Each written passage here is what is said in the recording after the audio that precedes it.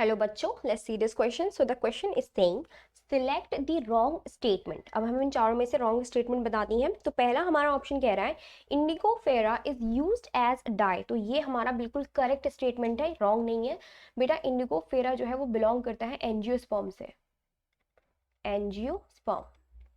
और एंजियोस्पर्म में भी it belongs to Fabaceae family. ठीक है. इंडिगो फेरा की जो लीव्स होती है इनको फर्मेंट किया जाता है और इनको फर्मेंटेशन के बाद से ये एक कलर रिलीज करती है, दैट इज ब्लू. तो ये बेसिकली ब्लू डाई जो है प्रोवाइड करती है. तो ये this is the right option.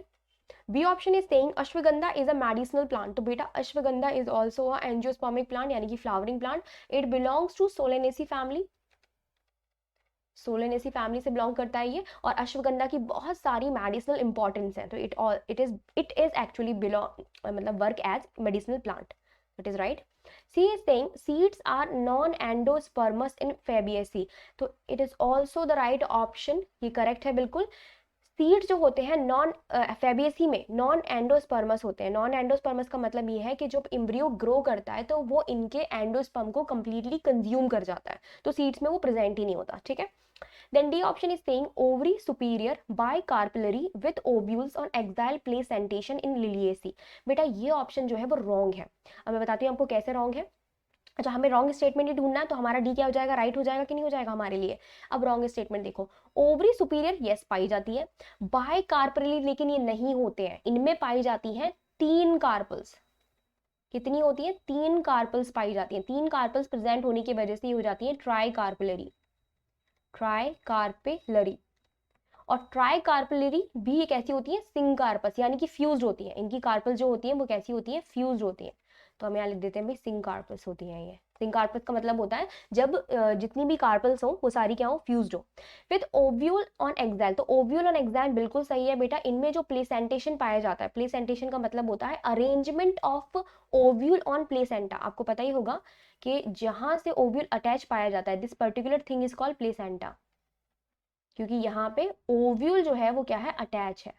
Ovary का सिर्फ उतना सरफेस जहां पे ओव्यूल अटैच होता है, that thing is called placenta. और इनमें एक्सैल प्लेसेंटेशन पाया जाता है. एक्सैल प्लेसेंटेशन जो है वो पाया जाता है बेटा सिंकार्पस में. ठीक है. सिंकार्पस कंडीशन होनी चाहिए और मल्टी कार्पलरी ओवरी होनी चाहिए. ठीक है. मल्टी कार्पलरी ओवरी पे काम चलेगा. तो 2 से ज्यादा ओवरी अगर होगी, 2 से ज्यादा अगर कार्पल होंगी तो वो मल्टी कार्पलरी हो जाएगा. तो इनमें कुछ ऐसी बना के दिखा देती हूँ आपको कैसा होता है ये देखने में.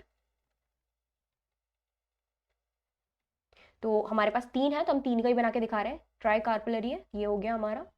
इसके बाद ये ओव्यूल्स बनाए हैं मैंने. Then I am going to make locule.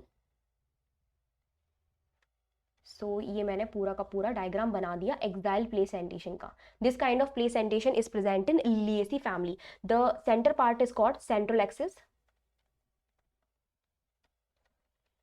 ठीक है. ये जहां से जुड़े हुए हैं सारे ओव्यूल जुड़े हुए हैं, this part is called placenta.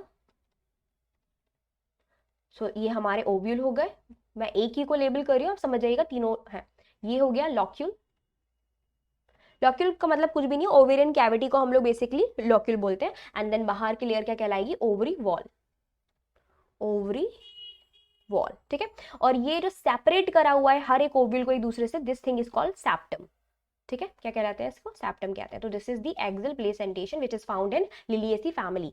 तो यहाँ पे बाय कार्पोलरी की वजह से ये ऑप्शन हमारा क्या हो जाता है, रॉन्ग स्टेटमेंट हो जाता है. लेकिन हमारे लिए राइट ऑप्शन है. तो ठीक है, D is the right option. I hope आपको समझ में आया होगा. Best of luck.